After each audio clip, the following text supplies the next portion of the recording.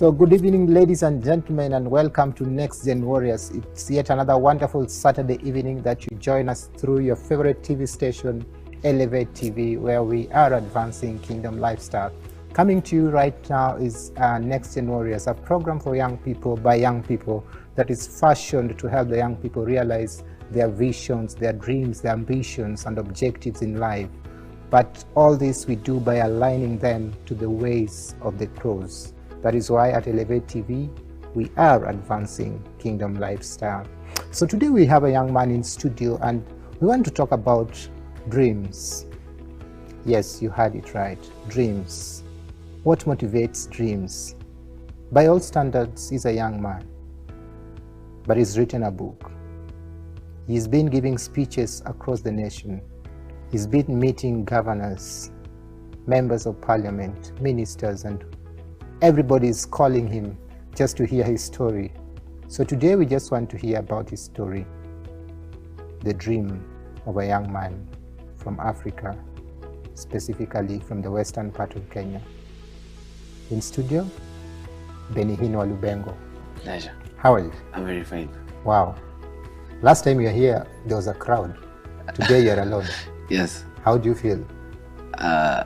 Well, it feels there's always that part in life where you do something as a team, but then when you find yourself alone, that means that you're also making a step ahead.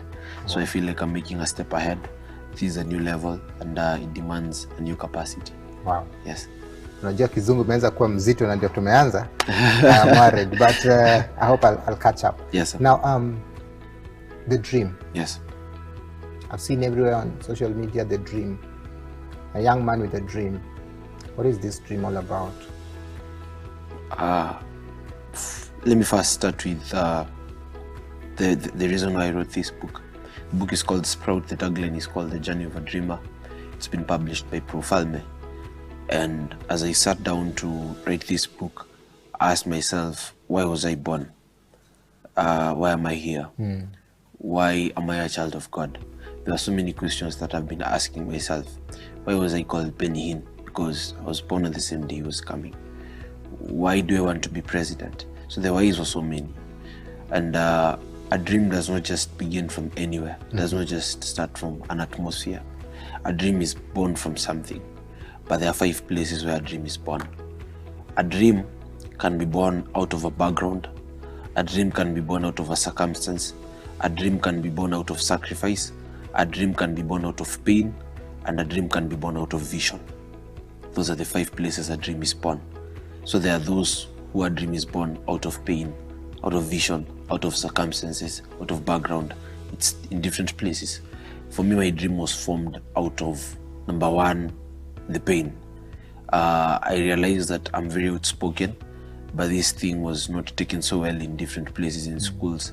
You're a young man, you've read a lot of literature, you've read a lot of books. In class, you're asking questions, and sometimes it looked as if it's intimidation to people above me.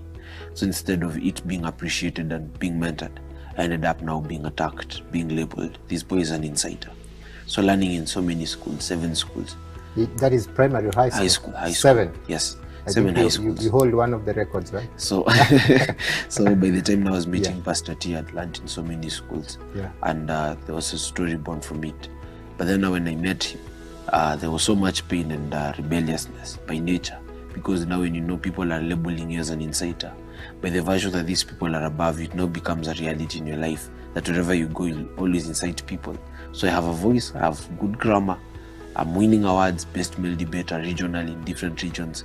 But then when I go back to school, when I speak to people, I just tell them, let's not do this because of this and this and this. So you're not giving solutions, but you're inciting people.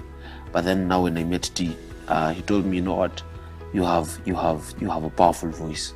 You can influence people. But then why are you influencing them? What are you influencing them to do? So now my dream was now born out of vision. It now changed from pain to now become vision. So it became now vision. The inspiration and the motivation was different. I was now waking up in the morning looking at what I want. There are 2 things that should always move a man in life. where you've come from should always remind you that there has been a God who has been holding your hand. Where you want to go should always remind you that there is a God who is watching over you. So I need you to repeat those statements. Those statements are very heavy and loaded. Yes. Even without explaining. Yes. There are two things that should drive a man. Where you've come from. Should always remind you that there is a God who has been holding your hand. Mm-hmm. It will ground you to be humble. Yeah. It will ground you to be consistent. It will ground you to have character. But then now where you're going should always remind you that there is a God who is watching you. That is the reason you'll be waking up every morning. And one of the things I love most, a quote that speaks about a dream, it says that a dream is not what you see while sleeping. It is what you see and makes you not sleep. Wow. So a dream, I've been having many dreams in terms of, my major dream is to become president, but that's just part of it. My end goal is to build one of the biggest institutions in the world that will mentor young people for Jesus, to be good communicators, to be good at writing, to be good speakers all over the world, just for Jesus. I want to build the biggest institution that will be a vacuum for young people to come there and just be taught in terms of capacity, in terms of leadership. That's my major goal. But one of my dreams is to become president. So I asked myself, okay, where does this dream start from? So I looked at the life of David, Joseph, Daniel. They began their dreams at a very young age. Like David by 16 was killing Goliath.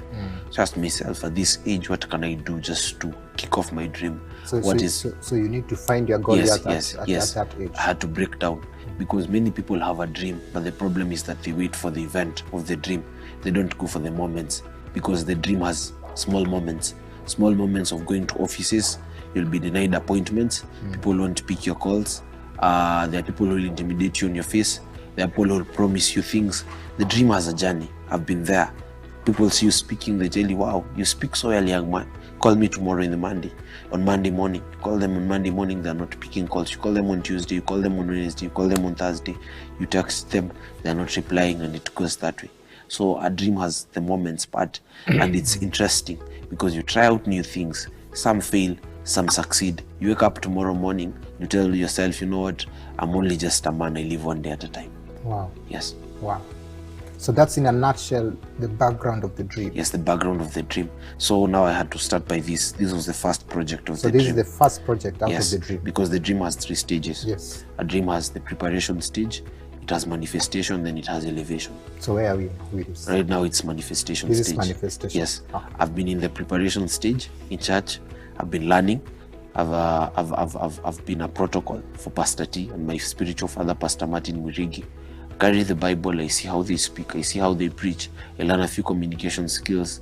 I have also been reading books, doing research, practicing on different levels, offering myself to serve other people. That has been preparation, just packaging myself to understand where am I good at. Because one of the quotes also by Bruce Lee says that I don't fear man who has practiced 1,000 kicks, but I fear man who has practiced 1 kick 1,000 times. So I've just been preparing and perfecting. Because when the king, the book of Proverbs 18:16 says that, and the gift of a man shall make room for him before kings. But when you go before a king seeks perfection, not preparation. You can't show up before a king to prepare. You show before a king when you've perfected a gift. So I've been perfecting my gift. That's why I've not been before kings before. But right now I can show up before kings because it's now manifesting. So I had to start with this. I can just give a testimony about this book. Please. When I was writing this book, number one, I had taken some months to write it while I was still in school in Form 4. I would write it most of the times in the evenings. I would find some time and just separate myself from crowds and write it. But when I came back home and typed it, the laptop was stolen. The next day I was taking it to the publisher. So I had to sit down again and write it within 5 days. So within 5 days I wrote the book because it was in my head and it was in my spirit. And then now, after writing it, the book needed about 80,000 so that it could be published. I'm just from high school. I don't have any money, but I know what I want. So I took it to the publisher and I told him, go ahead with the plans. And by faith, I moved on with that. So I remember I had a meeting with one of my mentors. And she asked me, she's called Joy Kirin. She asked me, now, Benihin, you've already prepared everything. Have you found a venue for the place? I had already approached 14 hotels for the venue.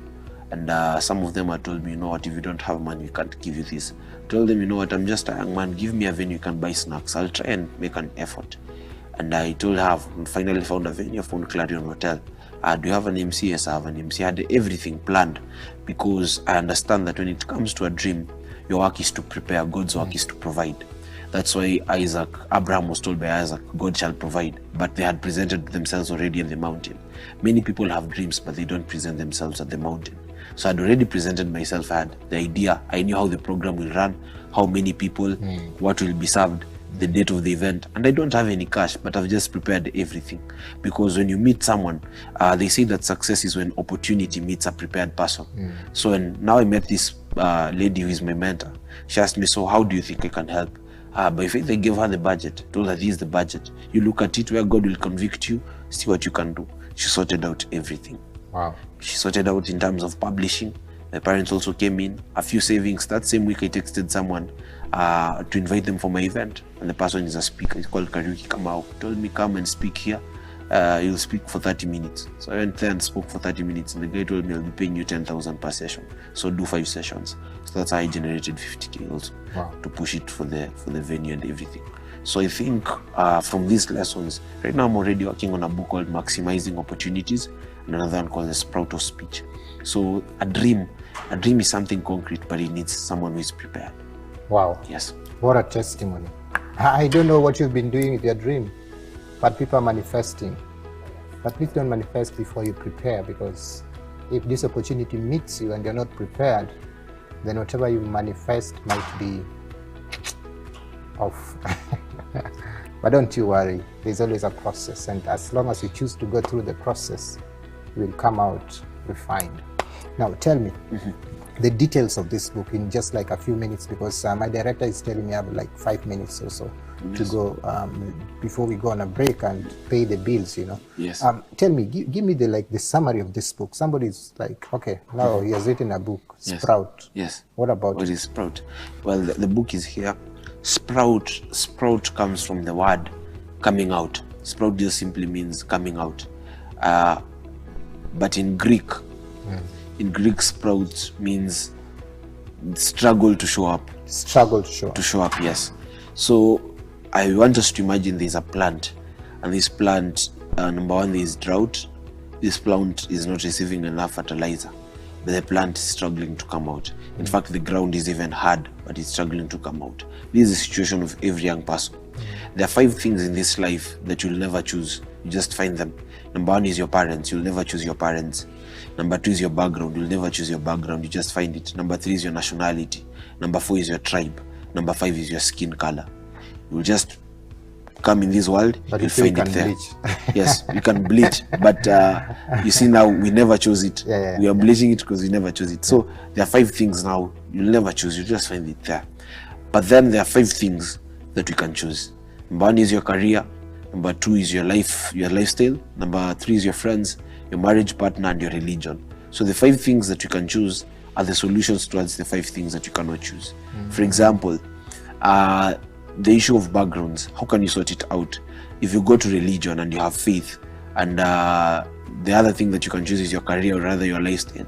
Through your career and your lifestyle, you can prepare and package yourself to conquer the reality of backgrounds.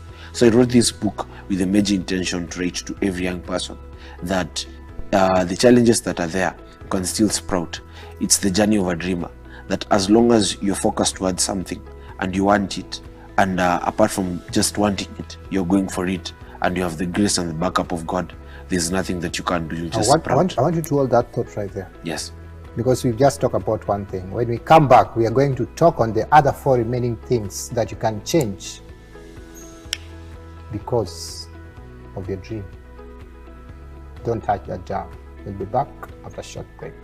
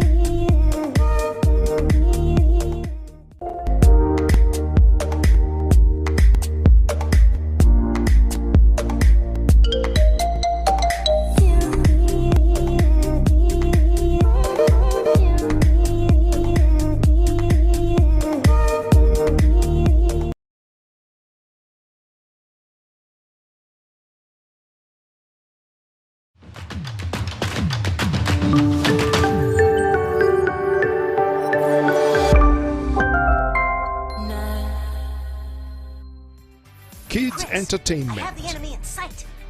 18 degrees by 4 degrees. Factor by Inspiring moments. In life's journey, there is that one defining moment. I remember I touched them, they were still warm. And I just told them sorry. Deep conversations on spiritual, political, and economic issues. In 2017, you offered your candidacy for the President of the Republic of Kenya. Top local gospel tunes.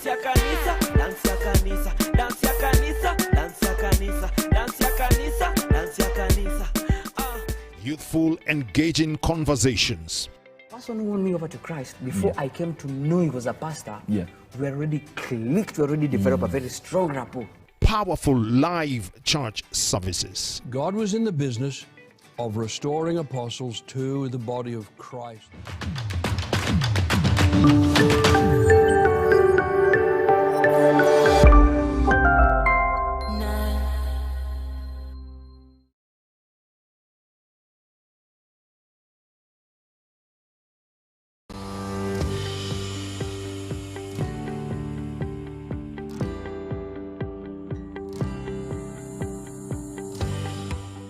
Welcome back to the second bit of the show. We are talking about the dream, and we're with one big dreamer, a young man who is doing tremendous stuff in the space. You know, in Kenya, it's just amazing. He's done so much, and just before we went on the break, he was giving us that. I was telling us that there are 5 things that you can't change, and you don't choose them, and there is a way you can sort that, because there are other 5 things that you can choose, and he just began on the first one. So I want him to take us through the remaining 4. Yes. Yes. So I was also talking about the reality of families and homes. Yes. Because it's also covered in this book. We realize that even as let us look at dreamers in the Bible. For example, 4 dreamers. Number 1, Moses. Moses never got a chance to see his father. Moses was raised in the palace. The mother is the one who raised him, but the mother was raising him as a maid. And you see, Moses was also a dreamer, because there was a dream for him to deliver the people of Israel. But he was born and never saw the parents. It was not his wish. A decree was released. Let us look at Joseph. Joseph was not raised by the mom. The mom died after he was born. So he was raised by the father, of which the brothers hated him. Let us look at who else? Daniel. Daniel was taken as a slave, so he was not raised by the parents. So you realize these are people who are dreamers in the Bible, but then they wanted to break forth. But you see, there were no surroundings of parents around them. But how did they end up succeeding? They succeeded, 1, because they had something to offer the world. When you have solutions to offer the world, solutions always keep you alive. The fact that you have a solution that you can offer the world, God has a reason of making sure that He watches over you day and night. 2 days ago, I saw something on TV interesting. A child was born and the mother was mad. The mother is a mad woman in the market, and the mother used to eat things from the dustbins, but the child survived throughout 9 months. The mother was raped to get that pregnant. She's a mad woman. Now, this child, and you see, she was not born in hospital. So the probabilities of this child carrying a bigger dream are there. The fact that she can survive all these conditions, and we know that there are children who are kept in good mansions, good houses, but they end up dying in hospitals because of small things, even like a cold. But the fact that this child was exposed to all these risks, poor food, poor conditions around her, but she was still able to come out of her mother's home, that child will definitely survive. Why? Because the conditions around, they say that when an egg breaks from inside, life begins. When it breaks from outside, life dies. The probabilities of someone holding a dream means that they break from inside. Daniel broke from inside. That's why he used to pray most of the time. Joseph broke from inside. That's why he understood even when he approached Potiphar. He told Potiphar, I have a dream I need to live. You have a dream that you want me to interpret. This was a man who had broken from inside. So here I give some of the solutions, like lifestyle. Lifestyle as a young person, who are you hanging around with? Where are you? So like, wherever you are will determine whether you will survive some of the things, like the reality of families and homes. For example, you can have a tough family, a tough home where parents are fighting, parents are not there, there's a lot of poverty, but you can also come in church and hide yourself in the presence of God. God will keep you despite all these conditions. So lifestyle sorts out the realities of families and homes. Nationality. In Kenya, there is 85% unemployment rates. Every year, 350,000 people are graduating, of which we are not assured of the job market. Yesterday on Citizen TV, we saw that a huge number of graduates are now doing online writing. So it should worry us that education now is no longer a bigger solution as it was in the past. So what else can a young person do that is apart from education that you have? What else can you really do to be able to maneuver and sprout? Let us look at David. Was David really educated? Yes, he was. Because in the Bible, when the king was asking for David, they said that he's an intellectual. So meaning he was smart in the things of life, the things of leadership. But there's something else they said. They said that he is good at playing the harp. He's perfect at it. So that means that David had something else to offer outside the education that he had. So now, what are young people doing so that they can have something else to offer outside what everyone else is having? Because right now, about Kenya approaching a place of literacy where many people are educated. So when you show up, for example, in an interview and in a place where people have many CVs, what else do you have other than your CV? Something that, yes. So allow me to interject. So what you're saying is you need to develop another set of skill, yes, apart from just the papers. Yes, exactly. And now that side of skill means that you need to have a definite lifestyle, a lifestyle that is separated, a lifestyle that you know what you really want, that is so focused. And also I've said something else that you can choose is friends. Who are your friends? I have very few friends, I'll tell you that for a fact. I don't have so many friends. Because at some point now in high school, when I discovered that I have this gift, I had to very, very carefully and intentionally choose who are my friends. You need 4 types of friends as a young person. Number 1, you need friends who can mention you in a room of opportunities. These are the people who will keep you going and winning. So they call your name in the board. Yes, exactly. Number 2, you need friends who learn from you. These are the people who will give you the pressure to always learn every day. Number 3, you need friends who will offer you love. Because as you move around, you always need to retreat because you're a human being. There's a boy in me. There's a man who people can see, but there's a boy in me. There's that boy who just wants to sit down, to kule smoky pasua, to joke and all that. Just have an easy life. So you need friends who can offer you love, who can offer you support, who can tell you, yes, you're going. Then you need friends who can criticize you, positive criticism. You don't need friends who clap for you every day. So as a young person, you see, these people are few in this world.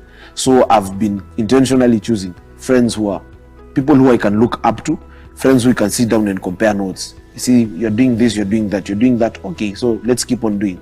Because if you have friends who are just there, they'll be intimidated by you. So definitely you'll have people who are envious around you. And they say that if you're not growing within your circle, that's not a circle, it's a cage. Wow. Are you in a cage or you're in a circle? Are you growing or you're just stagnating there? Well, you know, I don't. I hope you're growing, because what we intend with this program is that you grow. And not just that you grow in the things of life, but you also grow spiritually. If you've been keen, we've mentioned so many scriptures in this conversation. And why are we mentioning scriptures? Just to align your ways to the ways of God. Because without God, even if you have all this set of skills you're talking about, you might not go far.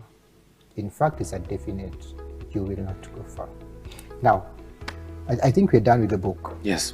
Now that we're done with the book, yes, tell me about public speaking, the confidence.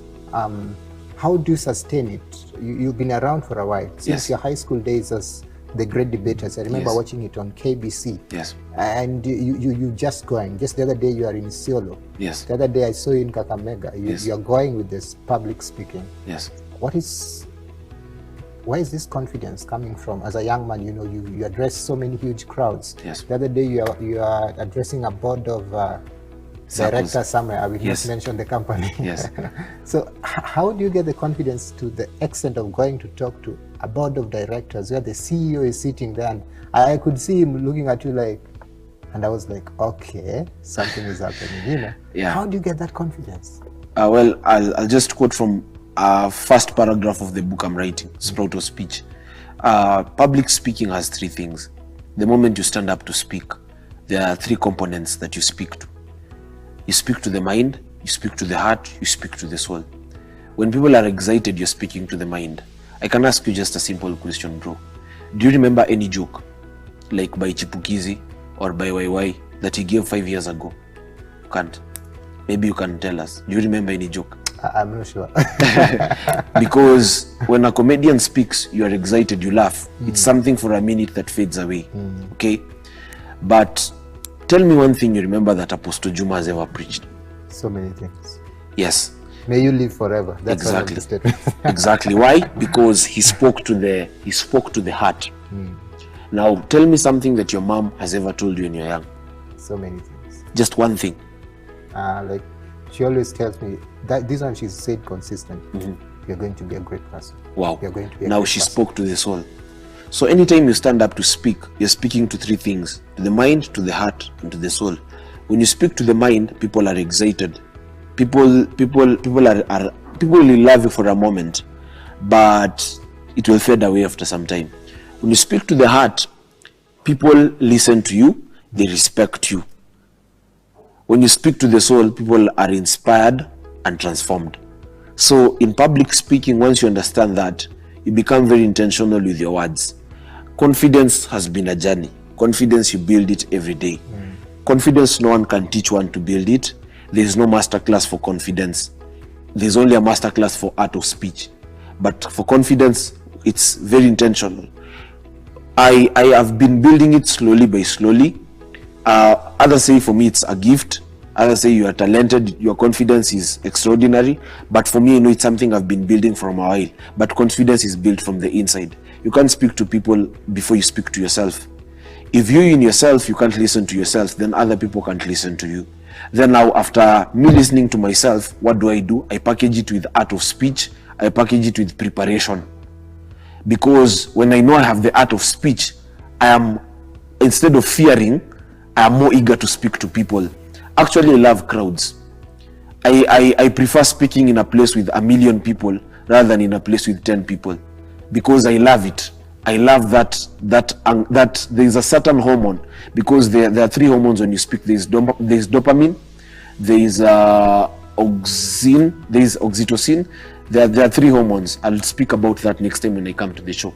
So I love it. I become more even excited. Why? Because I know I have a certain art of speech. There are 3 arts of speech. There's pathos, logos, and ethos. Pathos is the emotions. Like me saying, you know what, Collins, you're going to be great. God loves you. You just need to rise up. That is pathos. I've touched the emotions. Logos is now logic. When I come and tell you, you know what? There are 3,000 people in this world who are like you. Out of these 3,000 people who are like you, 1,000 don't know they are like you. So that is, I'm giving you facts. Now, ethos is that I'm speaking the reality on the ground. Is that all these people are poor, but one is rich. You're the one. Now, that is realities on the ground. So the fact that I have the art of speech, I've spoken to myself, it now builds the confidence. Now preparation. When you're more prepared, that means you won't have something to fear. They say that fear is an acronym which says that fear everything and run, face everything and rise.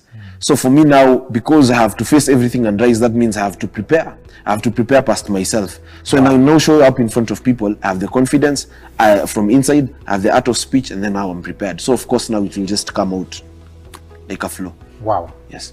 And you know, we just come to the tail end of the program, and I'm not sure how time has flown. Yes. But I want you to face this camera where this young man Dan is. Yes. And speak to that young girl, that young boy watching us right now, and they're saying, manze mimi nataka kuwa huo boy manze, niongeleshe watu 3,000 asifeel kitu manze. Yes. Niende niongee na governor wa Kakamega manze na sisikii kitu. Yes. Tell them, how do they do it in just 2 minutes before we wrap it up? Okay, I'll just say one thing, that you always have to find a reason to do something. In a race between an antelope and a lion, an antelope runs for life, the lion runs for food. So of course, their battles are totally different. how one will run is totally different. So you must find a reason and you must attach it towards to why you're doing it. If you're doing something to earn money, definitely you lose the momentum. If you're doing something to earn attention, you lose the momentum, because people won't give you attention unless you have something to deliver. So now find a reason as to why you're doing something. Jesus Christ found a reason, that was salvation. Martin Luther King found a reason, that was a revolution. Nelson Mandela found a reason, that was apartheid. So find a reason as to why you're doing something. The moment you find a reason, they say that the foundation is as deep as the conviction. If you find a conviction to why you're doing something, definitely you'll do it with passion. So find a conviction, it will give you passion, you'll go now to your vision. Wow. Finally, how do you get this book? Oh, the book is Kenya is 500 shillings because I want young people to read it. Yes. You can, I'll give my office number. This one is the number that we have in our foundation. Yes, please leave it in the next 30 seconds before we call it. 07 78 700 623. 07 78 700 623. Wow. I'm also having my social media handles on Facebook, Benny Hinwelamond, on Instagram at Influential, on YouTube, Voice of Benny Bengo. Thank you. Thank you so much. I don't want to add nothing. We end it there for today. See you again next week, same channel, same time. God bless you. It's been nice having you on board.